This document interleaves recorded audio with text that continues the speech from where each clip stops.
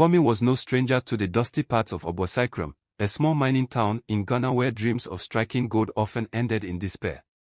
One afternoon, while exploring the outskirts of the forest, he stumbled upon a narrow path hidden behind a cluster of bamboo trees. Curiosity led him to an ancient, rusted sign that read, Ashanti Gold Co, closed 1952. Beneath it lay the yawning mouth of an abandoned mine. Despite his fear, Kwame's fascination grew. He cautiously stepped closer, peering into the dark void. The air was heavy with the scent of damp earth and secrets long forgotten. The mine's mystery tugged at him. Life in Obuasikrom was hard, and Kwame's dreams of continuing his education seemed far-fetched. His father, a cocoa farmer, struggled to make ends meet, and Kwame's mother had passed away years ago. The thought of untold riches hidden within the mine filled him with equal parts hope and dread. Maybe, he thought, this is my way out. As the sun dipped below the horizon, Kwame made a decision: he would return with a flashlight and see where this path led. Little did he know, his choice would set off a chain of events that would change his life forever. The next day, Kwame returned to the mine, his heart pounding in his chest. Armed with a flashlight and a battered pickaxe he had borrowed from his uncle's shed, he ventured into the darkness. The walls of the tunnel shimmered faintly, reflecting the dim beam of his flashlight. With every step, he felt as though he were trespassing on forbidden ground. The deeper he went, the more the air seemed to hum with an eerie stillness. After what felt like hours, Kwame's pickaxe struck something solid. He crouched down, brushing away the dirt with trembling hands. His breath caught in his throat as he uncovered a small nugget of gold. The weight of it in his palm was heavier than he expected, and its gleam was mesmerizing. He could hardly believe his luck. In that moment, he imagined all the possibilities: paying his school fees, helping his father, and maybe even buying a gift for Akua, the girl who made his heart race. But the thrill of discovery was quickly followed by fear. What if someone found out? What if the mine's owners came back? Kwame hurriedly hid the gold in his pocket and made his way out, his mind racing with plans. As he emerged into the fading daylight, he promised himself that this would remain his secret. For now, the abandoned mine was his alone, a hidden treasure trove that could solve all his problems, or create new ones. Kwame's nights became restless as visions of gold haunted his dreams. By day, he went about his chores, but his mind was elsewhere. The gold nugget he had found was safely hidden beneath a loose floorboard in his room. Each time he touched it, he felt a surge of hope and a pang of guilt. He couldn't tell his father. The old man was honest to a fault and would never approve of keeping something that didn't belong to them. Kwame decided he would sell the nugget in the nearby town market, where traders dealt in all kinds of goods, both legal and illicit. On a quiet Saturday morning, Kwame wrapped the gold in a piece of cloth and tucked it into his pocket. He walked the dusty roads to the market, his heart pounding with every step. The bustling stalls and clamor of voices overwhelmed him, but he kept his eyes peeled for someone who might help him sell his treasure. Eventually, he spotted a jewelry merchant with an array of gleaming wares displayed on a wooden table. "Good morning, sir," Kwame greeted, trying to keep his voice steady. The man, a shrewd-looking trader with sharp eyes, nodded and gestured for him to speak. Kwame hesitated before pulling out the nugget. The merchant's eyes widened briefly before narrowing with suspicion. "Where did you get this?" the man asked. Kwame's heart raced. "I found it," he replied cautiously. The merchant studied him for a long moment before weighing the gold on a small scale. He offered Kwame a price that made the boy's head spin. It was more money than he'd ever seen. Kwame accepted the cash, his mind racing with possibilities. As he walked away, he felt both exhilarated and uneasy, realizing that his secret was becoming harder to keep. With the money tucked safely in his pocket, Kwame's first thought was of school. He visited the headmaster's office on Monday morning, clutching the crisp bills. The headmaster, a stern but kind man named Mr. Ofori, looked surprised as Kwame handed over the fees. "I didn't think your father could manage this," Mr. Ofori said, his tone both curious and congratulatory. Kwame forced a smile. "We had some good luck with the cocoa harvest," he lied. For the first time in months, Kwame felt a sense of pride as he sat in class. He could finally focus on his studies without the nagging fear of being sent home.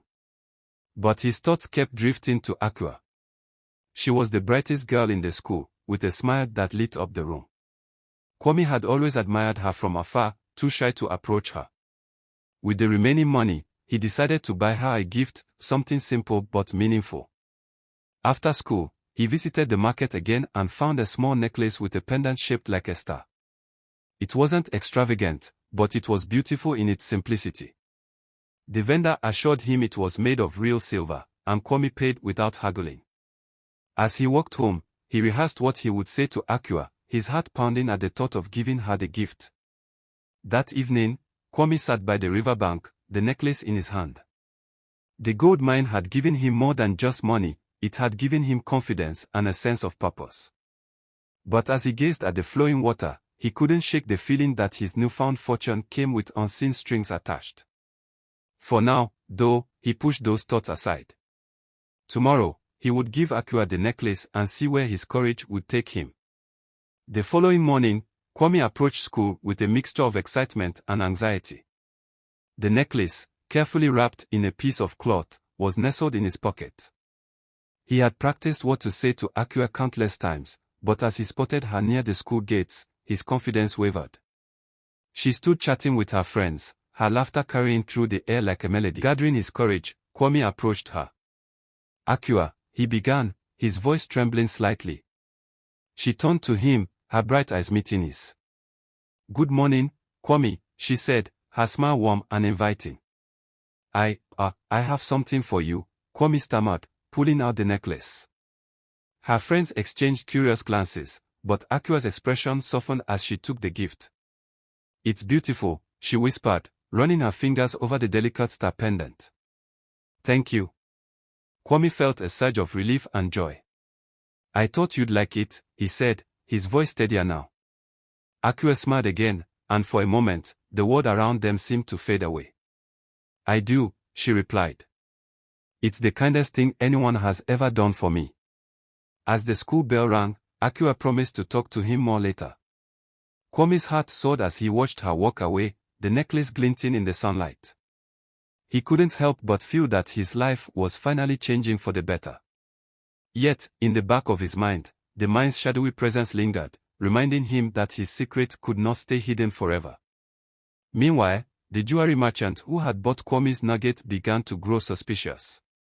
The gold was of unusually high quality, and its origin puzzled him. He mentioned it to a fellow trader over drinks one evening, and soon, whispers about a possible new source of gold began circulating in the market. Obuasikrom was a town where news traveled. Rumors about a new gold source swirled through the market, reaching the ears of those who mattered most, local merchants, miners, and, inevitably, town officials. For a place like Obuasikrom, such whispers were dangerous. Some spoke of a prospector secretly digging on forbidden land, while others speculated about an old mine rediscovered. The air grew thick with suspicion, and eyes began to linger on anyone who looked out of place.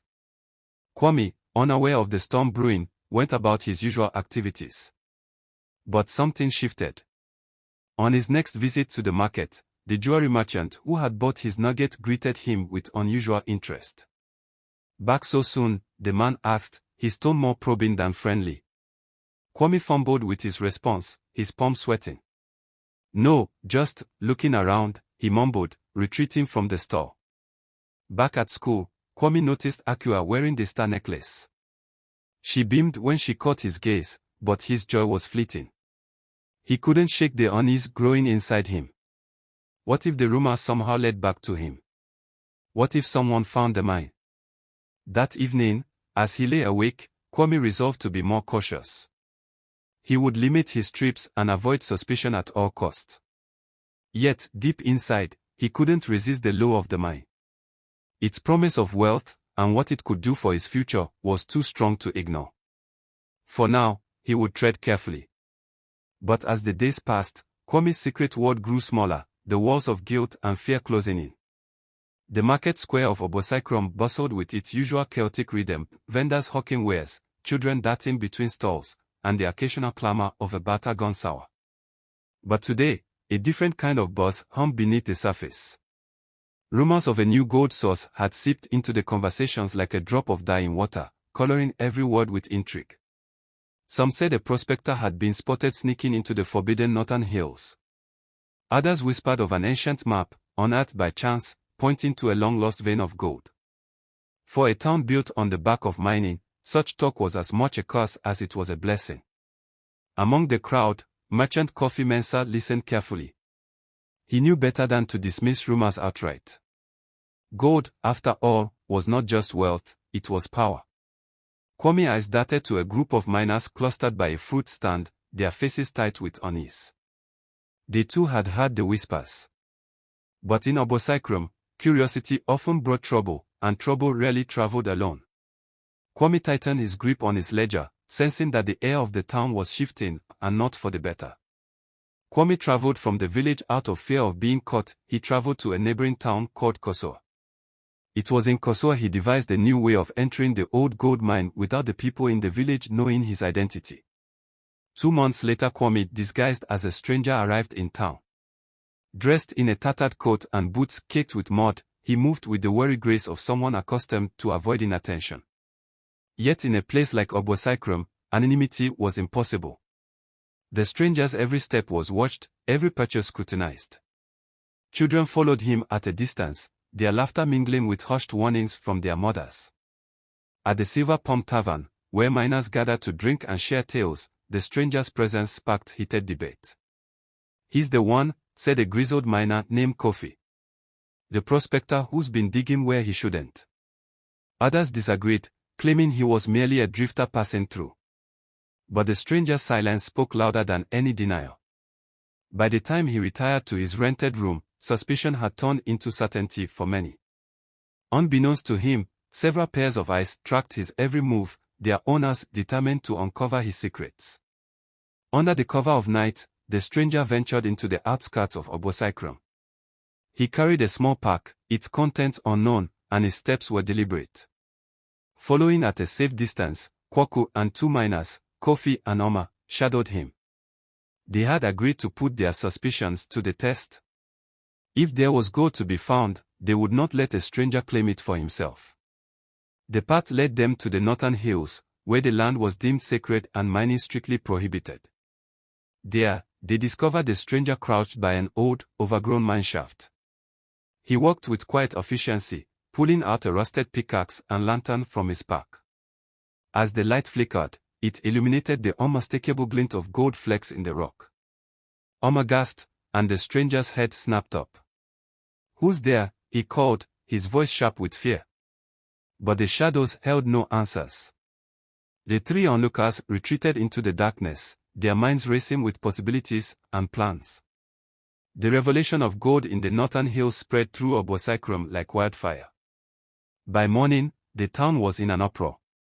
The elders, guardians of tradition, declared that the land must remain untouched. "The spirits will curse us if we disturb their resting place," one elder warned. But others, driven by greed, argued that the town could not afford to ignore such an opportunity. Kwame found himself at the center of the storm.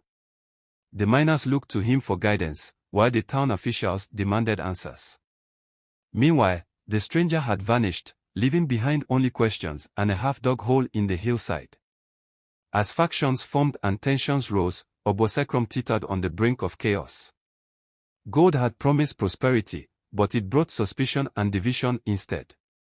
And as the sun set over the restless town, one truth remained: in Obuasikrom, nothing glittered without a price. Until today, the local people does not benefit from the precious mineral found beneath its soil, rather the illegal miners and people who have the might to fight and claim the resources. The story shows how Africa, which is rich in solid mineral resources, is divided because of greed and selfishness.